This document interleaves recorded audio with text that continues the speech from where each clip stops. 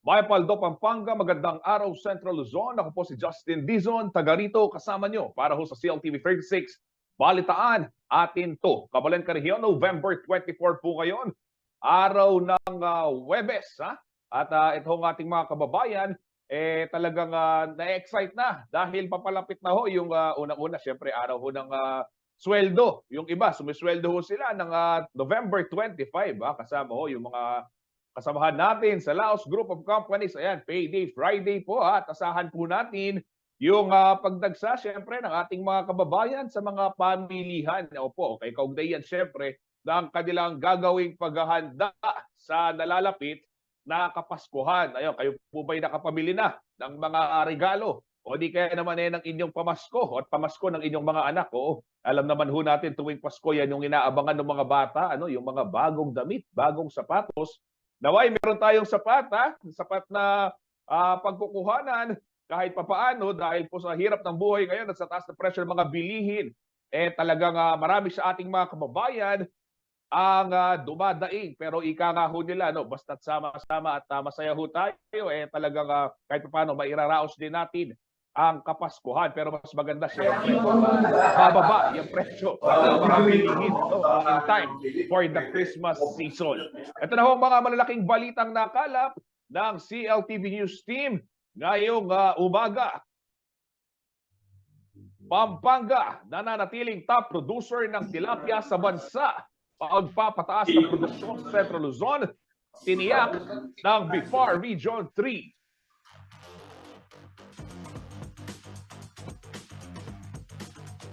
OFW Hospital sa Sindalan, City of San Fernando, Pampanga, formal nang binuksan.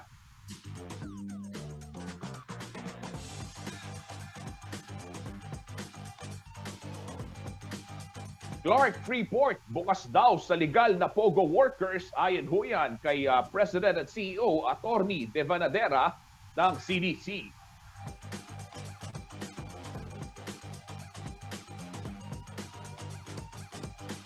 Ito ho, bahay sa Diamond Subdivision sa Balibago, Angeles City. Nasunog po nitong Miyerkules ng gabi. Mamaya ho, makakuha tayo ng update mula sa BFP at mga paalala, lalong-lalo na ho ngayong marami sa atin ang magbabakasyon.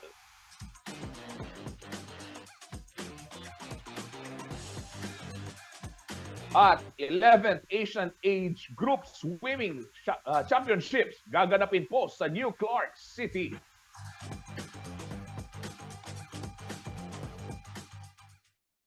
Kabalan Rehiyon, muli pong idinaos matapos ang 2 taon. Ito pong alay lakad dahil sa mga nakalipas pong panahon, virtual na isinasagawa ito. Pero kanina pong umaga, muling nagtipon itong mga mag-aaral at ilang mga volunteers para ho dyan sa Alay Lakad 2022 Walk for a Cause. At ang layunin ho ng naturang aktibidad, ihahatid po sa atin ni JM De Jesus. JM, magandang umaga. At kumusta ang naging alay lakad? Kaninang anong oras ba nagsimula? Alas 5 yata nagsimula yan, JM? Justin, nagsimula ng 5:30 AM ang free registration doon sa apat na starting points doon sa San Fernando, at alas 6, eksaktong alas 6 ay nagsimula ng maglakad ang mga partisipante papunta sa Bren Zigyao Sports Complex upang doon sila magkita-kita kasamang Justin. At yung environment naman kanina, sobrang light, sobrang masaya, nakangiti lahat ng tao dahil itong ang na nagbabalik na ulit matapos ang mahigit 2 taon dahil nung pandemya, panahon pa ng pandemya, ay talagang virtual walk lang kanto. Ngayong araw ay talagang nagkita-kita sila ulit upang suportahan ng mga out-of-school youth kasamang Justin.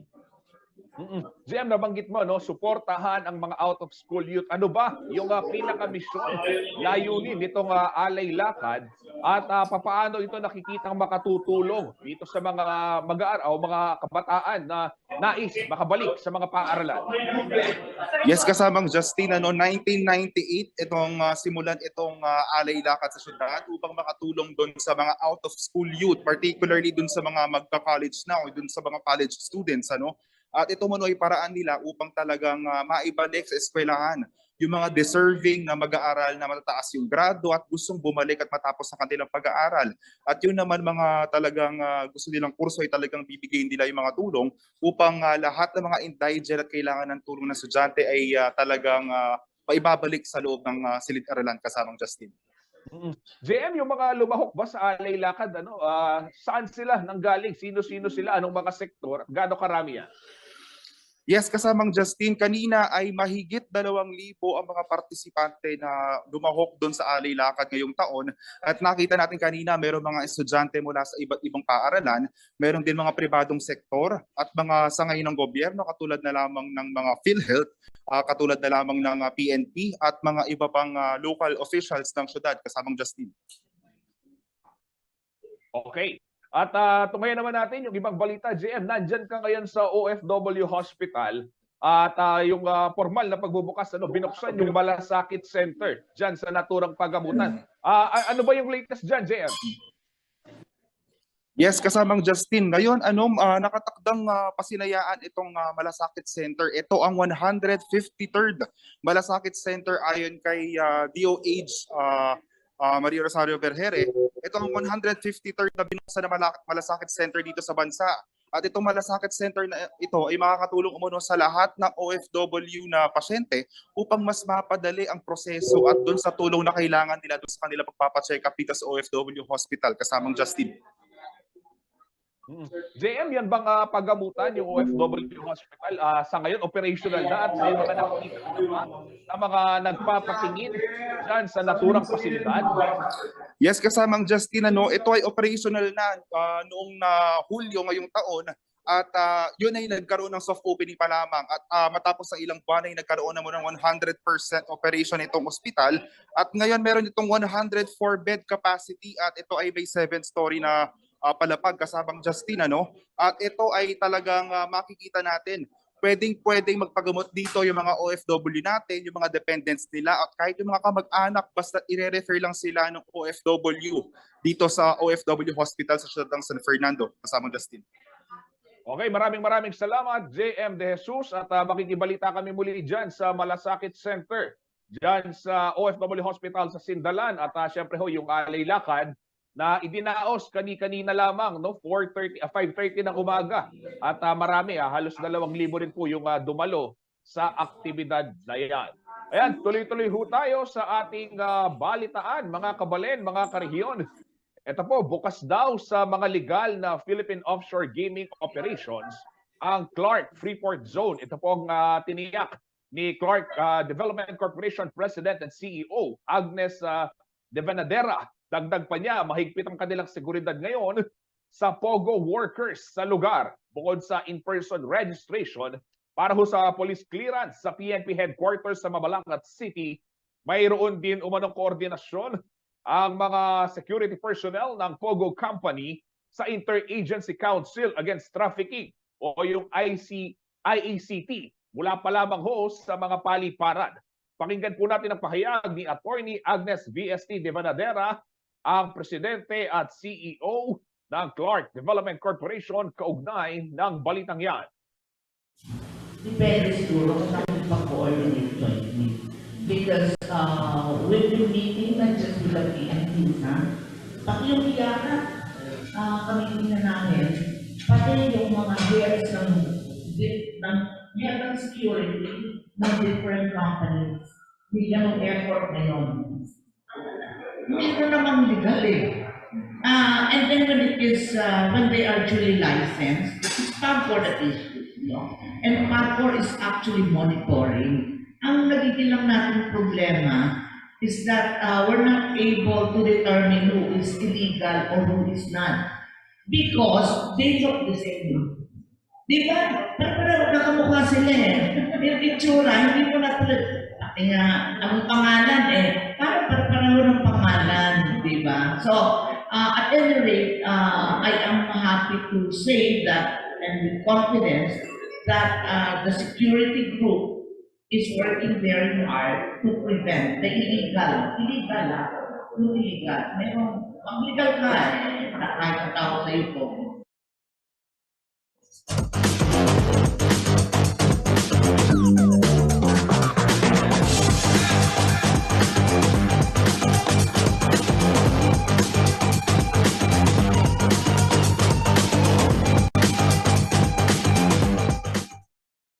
Sa ibang balita, handa na raw tumulong ang mga tauhan ng Pampanga Provincial Police Office sa pagmamando ng trapiko sa syudad po ng San Fernando. Ito po ang napagkaisahan ng provincial government ng Pampanga at ng Land Transportation Office at maging ng PNP. Paraan daw ito upang higit na mapaluwag ang traffic situation sa kabisera ng lalawigan. Narito pong report. Aakto na ang mga tauhan ng Pampanga Provincial Police Office upang makatulong sa pagmamando ng daloy ng trapiko sa Jose Abad Santos Avenue o JASA dito sa siyudad ng San Fernando, Pampanga. Ito ang naging resulta ng pagpupulong ni na Pampanga Acting Governor Lilia Nanay Pineda, mga kinatawan ng Land Transportation Office Region 3 at ng Pampanga PPO. Kahit hindi pa deputize sa mga pulis ay maaari silang umakto bilang enforcer dahil sa mandato ng batas, ayon kay Land Transportation Office Region 3 Director Ed De Guzman. Mga pulis kasi nag-insist na example, mga involved in vehicular accident, kailangan ba daw na isyuhan pa ng TOP? Sabi ng pulis, ay hindi kami makakuha kasi hindi naman yung jurisdiction. Kasi po, wala kaming TOP, hindi kami deputized. Hindi kami authorized na. No! Hindi. Sabi ko, let us define here. There should be a clear-cut definition of reckless driving, no? Actionable under the jurisdiction of LTO. Paliwanag pa ni De Guzman, isa sa sanhi ng heavy traffic ay ang kabiguan ng mga local government unit na magpatupad ng road clearing operations. Kabilang din sa mga contributing factor sa traffic situation ng lungsod ay ang rehabilitasyon ng kalsada at maging ang rush hour. Samantala, humingi naman ng pangunawa si City of San Fernando Mayor Vilma Caluwag sa mga Fernandinong natatraffic dahil sa serye ng road construction. Patuloy daw ang pakikipag-ugnayan ng city government sa pamunuan ng mga pribadong subdivision upang madagdagan ang mga alternatibong ruta. Ni Tiyempuya mo kasi na atintamong pagawang dalan kay syudad ne, especially kining bandang south ne, kay ngarap na ning Villa Barosa ne, kareng king Villa Barosa kining Dolores. So siguro may itang dahilan no ba't magka-traffic kasi dakalta na pemuklat dalan at very thankful ko kareng pong homeowners subdivision tamo, kareng homeowners association tamo na mag-participate la at sasaup la po kay pamangobyerno tamo kay ni sasaup la para po mabawasan ng traffic. Sakaling hindi umano maging sapat ang alternatibong ruta, itutulak daw ng city government ang number coding para malimitahan ang bilang ng mga sasakyan sa kalsada. Panalangin tayo po kanya nita pong king Mega World ining kaya Santo Niño na paninayan tayo naman po may buklat. Baka nita po atin tamong alternatibong rota ne po bakan ta po makadalal la ring sakyan at mabawas in traffic. At in fact, may karunta na pong time adjustments ne karen pong schools and malls. So lawenta mo po after na po kanyan din nung mayari la po kanya rin dahalan lawenta mo nung mag-improve ba o ali. So after all this remedy nagyawa mo matraffic pa rin yarining dalan matraffic pa rin pemuklat na lang andeng ganaganang possible rutang pwedeng dalanan matraffic pa rin alata na pong choice nung ipukpuk po itang color coding. Sa tala ng LTO Region 3 as of October 2022, aabot sa 152,913 ang bilang ng mga rehistradong four-wheel vehicle sa buong Pampanga. 5,810 naman ang mga trucks, 620 ang bus at 855 ang trailer trucks. Pinakamarami naman ang bilang ng mga motorsiklo sa probinsya na nasa 280,000. Paolo G. Santos, taga rito kasama ninyo para sa CLTV 36 News. Atin to. Abangan sa pagbabalik ng CLTV 36 Balitaan, makakapanayam ho natin si Fire Officer 2 Limuel Carbonco, ang lead investigator ng Angeles Bureau of Fire Protection kaugnay ho na nangyaring sunog. Ito pong Miyerkules ng gabi, kagabi ho yan, dyan sa may Diamond Subdivision, Balibago, Angeles City. Yan at marami pang iba sa aming pagbabalik.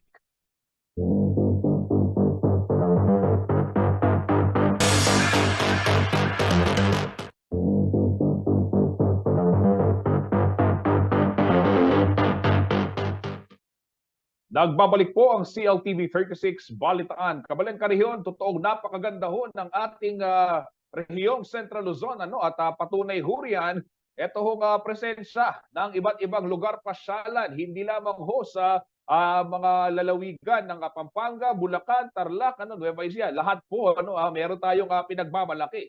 At dito ho sa atin naman, sa Pampanga, isa ho sa mga puntahan yung Clark. Dahil nariyan po yung Clark International Airport at syempre yung iba't ibang mga pinupuntahan din dyan, mga hotels at mga kainan. At patunay raw dyan, ito hong bilang na naitala ng Tourism Promotions Division ng Clark Development Corporation. Alam niyo ho ba na umabot na sa 1.4 million ang bilang po ng mga turista na pumasyal sa Clark nito pong taon yan. Bunga raw ito ng pagluluwag ng health and security travel restrictions. Mula ho sa mga world-class sporting activity hanggang sa hospitality industry, sa loob ng Clark ay naging mabuting umano ang lagay ng ekonomiya. Nasabi po ni Assistant Manager ng CDC Tourism Promotion Division na si Elenita Lorenzo na naging matagumpay po yung 70 major events sa loob po ng Clark Development Corporation o yung idinaos po ng Clark Development Corporation ngayong taon. Pakinggan po natin ang pahayag ni Elenita Lorenzo, ang Assistant Manager ng CDC Tourism Promotion Division, kaugnay ng balitang yan. We are very proud to say that yung first 3 quarter ng 2022, we had 70 events and more than 179,000 participants ng events. And so far, we had 1.4 million visitors in Clark, and half of that are overnight tourists. So we are doing very well. Yung 2021 namin, the whole year, na-surpass na namin. So we're very happy about that.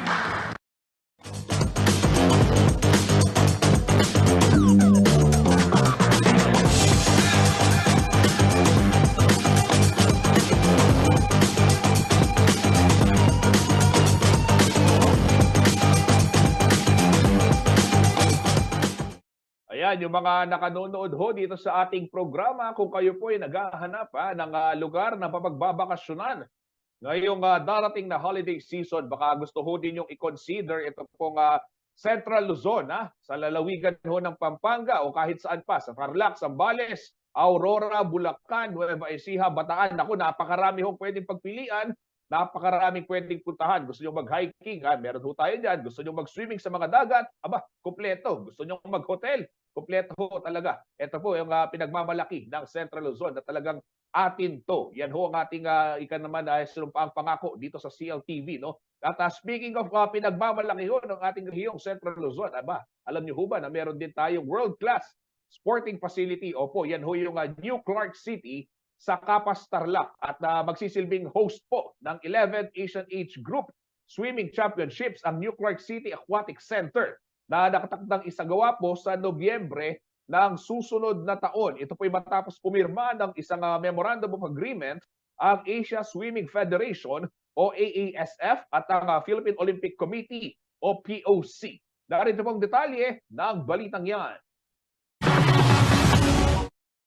Magsisilbing host ng 11th Asian Age Group Swimming Championships ang Aquatic Center sa New Clark City, Capas, Tarlac sa darating na November 2023. Ito ay matapos pumirma ng isang Memorandum of Agreement ang Asia Swimming Federation o AASF at Philippine Olympic Committee o POC ngayong Miyerkules, November 22. Ayon sa pamunuan ng AASF, naging matagumpay kasi ang 2019 Southeast Asian Games sa New Clark City, kaya naman dito rin nila napiling idaos ang kanilang sporting event.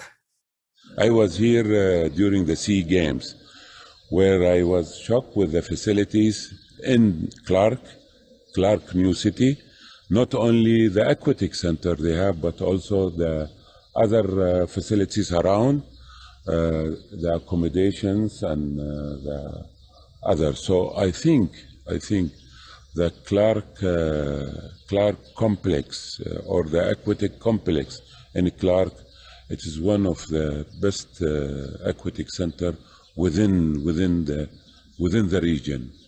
Pasok muna sa international standards na aquatic center ng New Clark City, kaya madali ang pagsasagawa ng international swimming competition dito. Nagsimula na rin ang countdown para sa kompetisyon sa susunod na taon, kaya aktibo na ang iba't ibang organisasyon upang matiyak na magiging maayos ang event at mag-e-enjoy ang mga fans na dadalo. I hope that there will be chance to have more facilities for the fans, more facilities for the spectators, and PCDA with the management they have, they can do that. Inaasahan na aabot sa 1,500 na atleta mula sa 42 bansa sa Asia ang makikilahok sa 11th Asian Age Group Swimming Championships. Bukod sa swimming ay paglalabanan din ng tatlong age group na 18 under, 16 under at 14 under, ang diving, water polo at artistic swimming. Masayang-masaya naman ang Bases Conversion and Development Authority o BCDA dahil muli silang makakapag-host ng isang malaking international sporting event. Ano mo yung feeling is euphoria na we are able to host an international event again after 3 years. So basically, no, not 3 years, but after 4 years kasi the event will be next year. So everybody's excited, happy about this Asian Age Group Swimming Championships. Kukuha rin daw ang BCDA ng mga volunteers na magbubula sa Central Luzon upang tumulong naman sa paghandaan ng naturang swimming championships. Yes, kailangan namin because we will be managing 1,400 to 1,500 athletes and officials. So we need manpower, and that manpower will be fulfilled by our volunteers. Well, mas pinakamaganda, nandito na ang venue. Why would we get it from other provinces? Dito na sa Tarlac, sa Kapampangan yan, and its surrounding provinces. Gagamitin din ang aquatic center ng Philippine team na makikipagbagpakan sa ibang mga bansa upang magsanay para sa gintong medalya. Yes, this is the best training ground for our national athletes.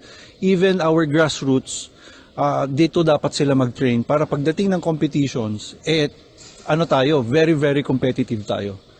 Ako si JM De Jesus, taga rito, kasama nyo. Para sa CLTV 36 News, atin to. Sa iba pong balita, pinarangalan si Converge ICT Solutions Incorporated Chief Executive Officer at Founder Dennis Anthony Uy bilang Master Entrepreneur of the Year sa prestigyosong Entrepreneur of the Year Philippines 2022 Awards. Ang naturang awards po ay isang taunang programa na nagbibigay pagkilala sa mga nangungunang entrepreneur ng bansa para ho sa kanilang mga kontribusyon sa ekonomiya at sa ating lipunan. Dahil dito, si Uy po ay magiging kinatawan ng Pilipinas sa World Entrepreneur of the Year Awards na gaganapin sa Monte Carlo, Monaco sa June 2023. Katulad po ni Laos Group Chair and CEO Lisette Laos Velasco na nauna ho naming naibalitang nakatanggap ng parangal bilang Woman Entrepreneur of the Year 2022. Si Uy ay isa rin pong Kapampangan mula naman sa Angeles City. Taong 2007 nang itinatagpo niya ng kanyang may bahay na si Grace Uy ang kanilang kumpanya at kalaunay lumawak mula Central Luzon hanggang sa iba't ibang dako ng bansa.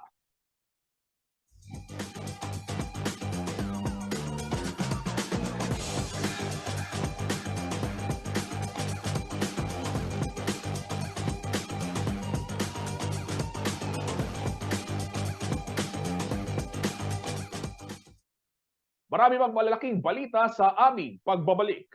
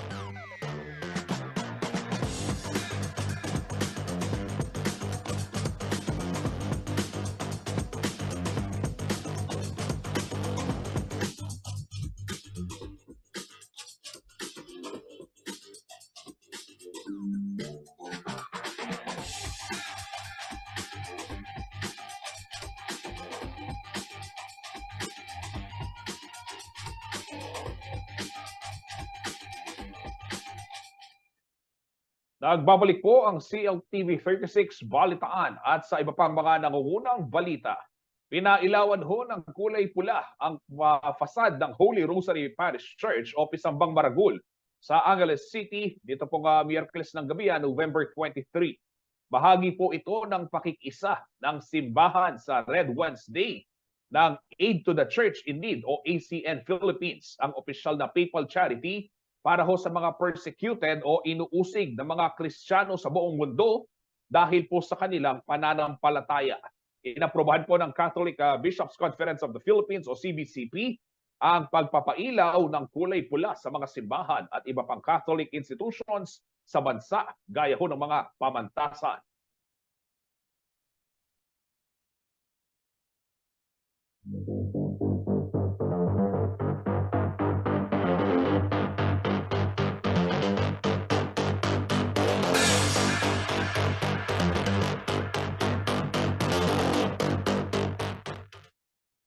Samantala sa ibang balita, isang bahay po sa S. Rivera Lim, Diamond Subdivision sa Barangay Balibago, Angeles City, ang nasunog po dito po Miyerkules ng gabi, November 23. Ayon ho sa mga nakasaksi at sa mga kapitbahay na nagpadala po ng videong iyan, si Miss Rain Canlas, isa ho yung nasugatan pero ligtas naman na yung pamilya na kasama ho dun sa nakatira sa bahay. Yan po ang ating aalamin pa, yung karagdagang detalye kung makakausap po natin itong si Fire Officer 2, Limuel Carbunco, ang lead investigator po ng Angeles Bureau of Fire Protection. Ayun, hinintay lang ho natin si Ginoong Carbunco para ho magbigay ng karagdagang update. Pero paalala ho ng PFP, mga kabalen, mga karehiyon, tiyakin po yung yung maayos na condition ho ng inyong mga electrical wirings dyan sa inyong mga pamamahay, lalong-lalo na ho yung mga Christmas lights at yung mga parol, yung mga decoration pampasko. Tiyakin po maayos ang nasa maayos yung kalagayan at nasa maayos na kalidad ho yung mga bibiling Christmas lights upang makaiwas sa sunog. Paalala rin po ng BFP, yun pong mga aalis sa mga kanilang mga bahay at magbabakasyon ngayong holiday season. Tiyakin din na walang nakasaksak, may iwang nakasaksak ng mga appliances dahil pwedeng pagmulan yan ng sunog. Kung maaari daw, ibaba yung inyong master switch o yung general switch para tiyak na walang magkakaroon ng problema.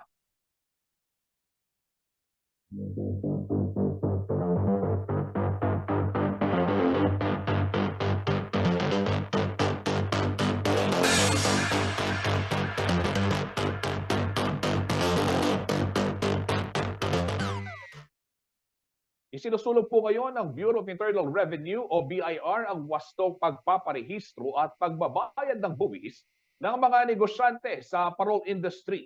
Inikot po ng BIR Revenue District Office 21B ang mga lantern shops sa Jose Abad Santos Avenue para sa kanilang tax campaign. May detalye ng balitang yan si Paulo G. Santos. Isa-isang sinilip ng mga tauhan ng Bureau of Internal Revenue, Revenue District Office o BIR RDO 21B ang mga nagbebenta ng parol sa kahabaan ng Jose Abad Santos Avenue o Jasa sa siyudad ng San Fernando, Pampanga, Miyerkules 23 ng Nobyembre. Ayon kay Arnel Cosinas, Chief ng BIR RDO 21B, layon nilang mabigyan ng sapat na kaalaman hinggil sa wastong pagbabayad ng buwis ang mga nagtitinda ng parol sa Christmas capital ng bansa. Actually, itong parol makers, parol traders ay symbolic business sa Pampanga. So ibig sabihin, maaring ito ay bago, hindi naman ganun talaga ang kalakihan nito, pero ito ay symbolic. Isang tawag sa kanila yung maging bayani. So hindi lang po yung parol makers, kasi yung parol makers na nagre-rent sa lupa ay dapat magpara-register din. Do sabihin natin seasonal and everything. Bahagi ng information drive na ito ang pagpapakita ng iba't ibang paraan kung papaano makakapag-rehistro ng negosyo. Kabilang narito ang digital processing at ang mano-manong aplikasyon sa tanggapan ng BIR. iba't iba naman pong option na pinamimigay naming leaflets. Mayroon QR code, madadownload nila at pwede silang pumunta sa office. Priority namin sila ngayon. Kung sila ay unregistered, priority namin. Wag lang darating yung time na magta-tax mapping kami. Pero ang punto ngayon ay tax information campaign. Ayon kay Cosinas, ongoing ang accounting ng kanilang tanggapan sa mga negosyong nasa industriya ng paggawa ng parol. Idol, malaki din ito. Kasi Lantern Capital of the Philippines ang Pampanga. Samantala, magkakaiba naman ang reaksyon ng mga parol makers kaugnay ng Tax Information Drive ng BIR. Ngayon pa lang nakakawala yung mga katulad namin na maliliit na businessman na ngayon pa lang itong taon na ito, medyo bigyan naman kami ng kaunting konsiderasyon muna. Kumbaga sa kuwan ngayon pa lang bumabawi ng paunti-unti. Pwede naman po magbayad, kaso lang po, depende naman po yung sa kinikita ng isang negosyo o isang company. Kapag malaki po yung kita, syempre po dapat malaki din yung bawas. Pero po kung maliliit lang po, syempre kailangan din po natin respeto yung isang negosyo Dapat po, pag konti yung kita nila, konti lang dapat yung sale, yung tama lang. Okay lang naman yan, sir, na dapat magbigay ng buhos sa sir. Ako si Paulo G. Santos, taga rito, kasama nyo para sa CLTV 36 News, atin to. Ayan, paalala ho ng BIR, ugaliin ang tamang filing ng inyong mga buwis at yung pagbabayad ho ng inyong buwis, Sana all nagbabayad ng buwis, at syempre dapat yung mga politiko maging magandang halimbawa pagdating sa pagbabayad ng buwis. Marami pang mainit na balita sa aming pagbabalik.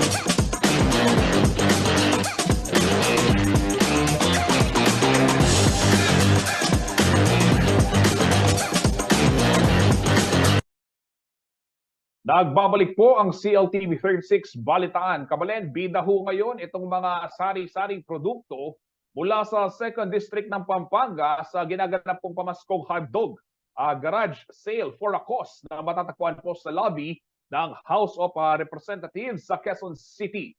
Programa ho ito ng Association of Women Legislators Foundation na kinabibilangan ho ni dating Pangulo at ngayon Senior Deputy Speaker Gloria Macapagal Arroyo. Ayan, kabilang ho sa mga naka-display na produkto dyan ho sa may HOR o dyan sa Kongreso ay ito ho mga gawa. Gaya ho ng chicharon mula ho sa bayan ng Guagua. Nariyan din ho yung mga bamboo products mula naman sa Lubao. At meron din itong mga meat, processed meats. Ayan, yung mga bamboo products. Yung mga speaker. Naku, napakaganda yan. Pwedeng regalo pamasko. Turones de Casoy ng Santa Rita, Pampanga. At nariyan din ho yung iba't ibang kakanin. At gitara, syempre alam ho natin, gawa yan sa Guagua, Pampanga. At itong mga ukulele, mga gawa rin ho ng ating mga kabalen.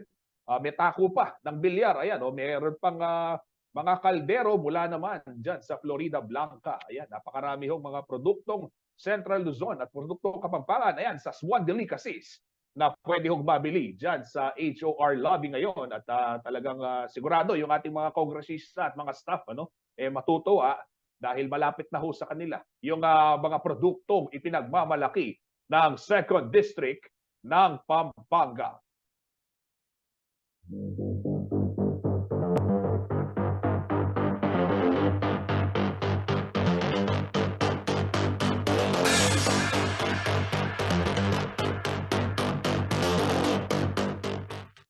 Ito naman ho, speaking of produkto ho ng Pampanga, ay nananatili ho tayong top producer ng tilapia sa buong bansa. Batay ho yan sa datos noong 2021. Tiniyak naman po ng Bureau of Fisheries and Aquatic Resources o BIFAR Region 3 na higit pong mapapataas ang tilapia production sa buong Central Luzon sa mga darating pang panahon. May detalye po ng balitang yan si Paulo G. Santos. Tinalakay sa National Tilapia Dialogue ang komprehensibong roadmap ng tilapia industry sa bansa Miyerkules nitong November 23. Ginanap ang nasabing aktibidad dito sa siyudad ng San Fernando, Pampanga na dinaluhan naman ng mga regional officials ng Bureau of Fisheries and Aquatic Resources o BIFAR at ng mga tilapia growers. Kung in this dialogue, magiging value chain approach yung ating gagawin dito dahil of course recognizing Central Luzon as the tilapia capital of the Philippines. So naglalaro kasi yan ng from 50 to 57% ang contribution natin sa national production. And so happened also that the focal person si Ma'am Jude Danting siya din ang head ng Nueva Ecija, yung sa BIFAR Muñoz, sa ating station na siya yung facility para doon sa pagdevelop ng mga broodstock para dito sa tilapia. Sa datos ng Philippine Statistics Authority nitong taong 2021, nananatiling top producer ng tilapia sa buong bansa ang Pampanga. 46.9% ng national tilapia production ang galing sa naturang lalawigan. Katumbas ito ng higit 131,000 metric tons.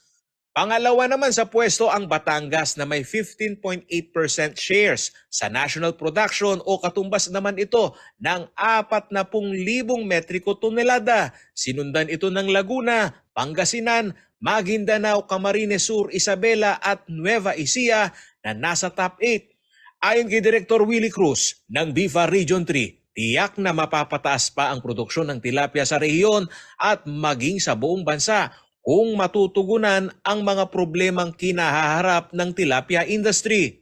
Of course, ang nakikita natin dito is yung ma-meet natin kasi nag-set tayo ng growth increase as far as production. So 3% per year, yun ang target sa roadmap. And of course, ma-address natin yung mga problema like sa modernization, disease prevention, and of course yung magkaroon ng mga alternative materials to reduce the production yung sa feeds. Nasa 80 pesos per kilo ang farm gate price ng tilapia sa Pampanga. Sa patuloy na paglakas ng industriya, kasama na rin umano sa roadmap ng BIFAR ang makapag-export at makapag-develop pa ng iba't ibang produkto mula sa nasabing isda upang mapagkunan ng protina ng mga Pilipino sa murang halaga. Paulo G. Santos, taga rito kasama ninyo para sa CLTV 36 News. Atin to. Ayan, nakakagutom naman yung balita ni Kuyang Paulo at syempre pag pinag-uusapan ho yung tilapia dito sa atin sa lalawigan ng Pampanga, hindi mo magpapahuli, mawawala sa usapan yung bayan ng Candaba. Ayan, Liana Canilao. Siguro naman, baka naman. Ayan ho. Tuloy-tuloy ho tayo sa ating balitaan. Ito naman ho, isa po sa mga pinakaabangan nating lahat tuwing Pasko ay yung masasarap na bibingka at puto bumbong at sabayan mo pa ng mainit na tsokolating batirol. Sa lungsod ho ng Angeles, dinarayo ng mga lokal at ng mga turista ito pong Plus Angel para sa kanilang mga ganitong pagkain at syempre yung pong complete Christmas experience. Tara na po tikman ang sarap ng Paskong Kapampangan sa ulat ni JM De Jesus.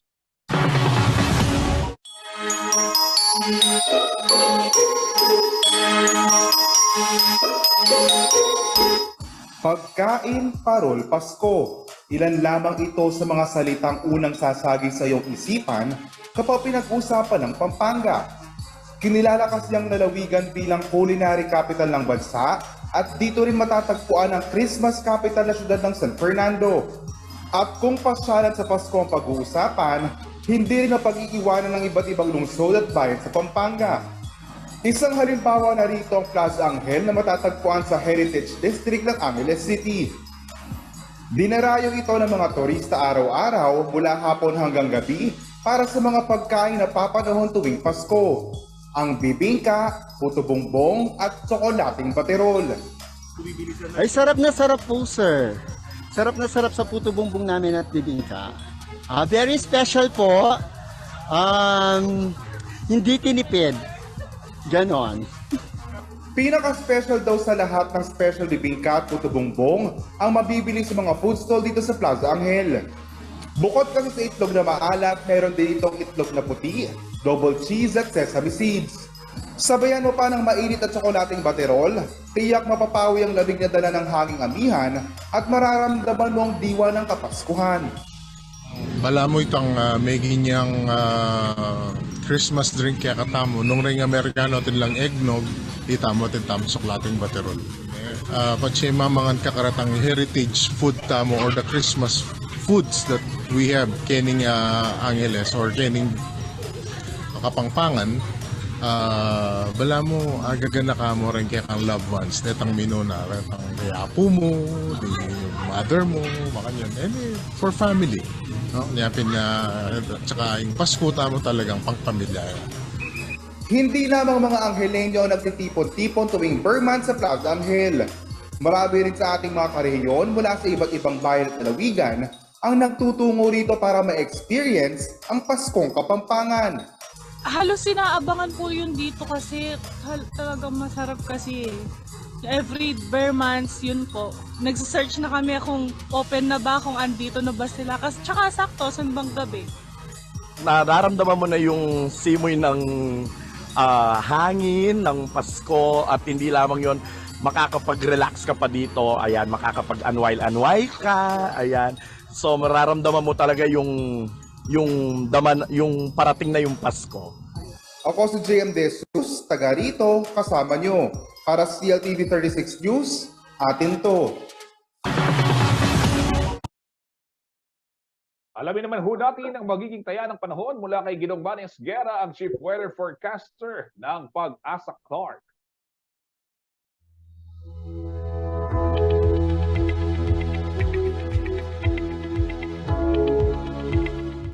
Narito po magiging taya ng panahon sa susunod na 24 oras. Intertropical convergence po ang nakaka-apekto ngayon sa malaking parte ng ating bansa, especially po dito sa may parte ng Mindanao. Pero ang Eastern Visayas, Surigao del Norte, Surigao del Sur, Dinagat Islands, kasama na po ang Davao Oriental, magiging maulap po ang papawirin na may mga kalat-kalat na mga pagulan, pagkulog at pagkidlat. Ito po ay dulot ng ITCZ o Intertropical Convergence Zone. Pinag-iingat po ang lahat ng mga nakatira dyan sa malapit na yan at posible po ang mga flash floods at kasama na rin po ang landslide. Samantala po ang Metro Manila at nalalabing bahagi ng bansa. Kasama na po dito ang Pampanga. Magiging bahagi hanggang sa kuminsan ay magiging maulap din po ang papawirin sa bandang hapon o gabi at posible pong makaranas ng mga pulo-pulong mga pagulan, pagkulog at pagkidlat. Dulot din po ito ng ITCZ at ng localized thunderstorm. So ito lamang po yung mga weather system na nagpapaulan sa ilang parte ng ating bansa.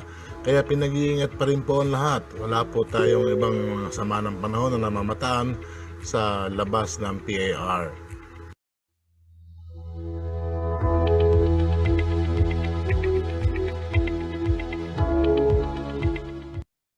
Ito, bago tayo magpaalam, nandito ho si Fire Officer 2, Limuel Carbungco, investigador ho ng Angeles City Bureau of Fire Protection para bigyan ho tayo ng update kaugnay nga ho nitong nangyaring sunog sa Diamond Subdivision sa Barangay Balibago, Angeles City, kagabi ho. Magandang araw po, Sir Limuel. Welcome po dito sa aming programang CLTV 36 Balitaan.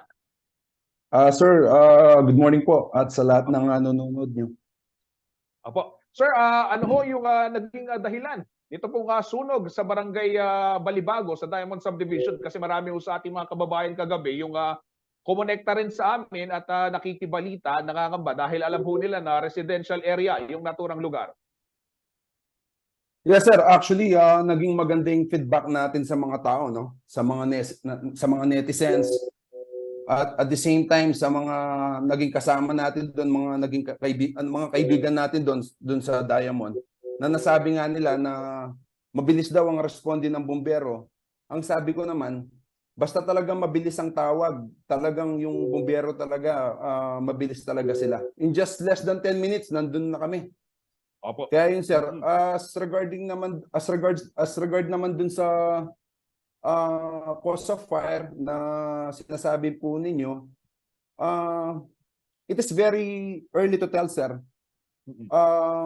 Kasi may mga hearsay, no, na yung bata raw naglalaro daw ng apoy. So we will still be conducting a thorough investigation on that matter, sir. And rest assured na pagbubutihan namin yung investigation regarding dito. Apo. Sir, pero wala naman hong naiulat na casualty sa insidente, ano? Actually, sir, meron po tayong merong isang injury. Name is Mark Quiz. So, according to the record, he was trying to help his friend, Mrs. Laarque, before he stumbled. So, he suffered the injury, sir. He suffered multiple abrasions. And according to disaster, dinala kaagad siya sa hospital. Apo. Sir, ito may nabanggit ho kayo kanina na mabilis ang responde ng mga bombero kapag mabilis talaga ang tawag. Yes, Ito sir. maganda pag-usapan to, sir. Ano ba ang dapat gawin ng ating mga kababayan oras na makakita ho sila ng sunog? Mag-Facebook Live. Yung iba ho kasi nauuna pa sa Facebook kaysa sa pagtawag sa bombero. Sige ho, paalalahanan ho natin sila upang sa gayon mas marami ho tayong mailigtas na buhay at mga ari-arian. Yes, sir. Sir, that is the primary problem, no? With our society right now, most especially to our netizens, most especially to the people who are witnessing, no, the fire incident. Nagpe-Facebook Live sila, and that's really the problem, eh. That's the you know, kailangan ng gawin nila, tumawag kaagad sa fire, tumawag kaagad sa fire department. Hindi yung i-message nila sa Facebook yung kasama nila, mag-GM sa group message nila, or yung iba talaga makikita mo talagang magpi-picture pa talaga sila. Ang kailangan gawin nila, tumawag kagad ng bumbero talaga. Yun yung pinaka the best way. Hindi yung mag-Facebook Live ka. Walang magagawa yun. Alam mo ba sir, kagabi, yung mga kaibigan ko nandun, no, dahil taga-Diamond sila. Ang sabi nila sa akin, Sir Carbungco, ang bilis ng responde ng fire ngayon. Sabi ko, sir, nagkataon lang na mabilis ang tawag, kaya mabilis din kami. So, ang advice ko, sir, sa publiko, no, pag may sunog tayong nakikita, wag na mag-Facebook Live. Wag na. Wag na rin i-message yung kaibigan mo or kung sino pa man. Ang pinaka-the best na way na gawin mo, kung meron kang cellphone number sa fire or meron kang telephone number sa fire, tumawag ka kaagad. Opo. So, At yun po. speaking of tatawagan, sir, ano ho ba yung mga numero ng BFP Angeles na pwede hong tawagan ng ating mga kababayan? Wag naman sana, no? Pero kung sakali man na magkaroon ho ng sunog, paano ho nila kayo maabot, sir? Okay. So, ito po yung mga numerong dapat tawagan, no? Cellphone number po tayo, 0925-451-3550. Opo. Ayan, sir, ulitin natin. 0925-451-3550. 451-3550. Ito naman po yung telephone number, 322-2333 or 322-6758. Ulitin ko po, 322-233 or 322-6758. Ayan, okay. Mga kabalan, mga kareyon, ipapaskill din ho natin yan sa Facebook page ng CLTV para ho sa gayon makita ho ninyo at talagang makatawag ho sa mga ating mga kaibigan dyan ho sa BFP Angeles City. Ayan, naka-flash po sa inyong mga TV at mobile screens itong numero ng Angeles City Fire Department para ho sa mga ganitong sitwasyon. Sir, panghuli na lamang po, paalala sa ating mga kababayan ngayong holiday season.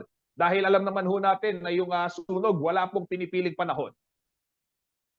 Opo, lagi po tayong mag-iingat.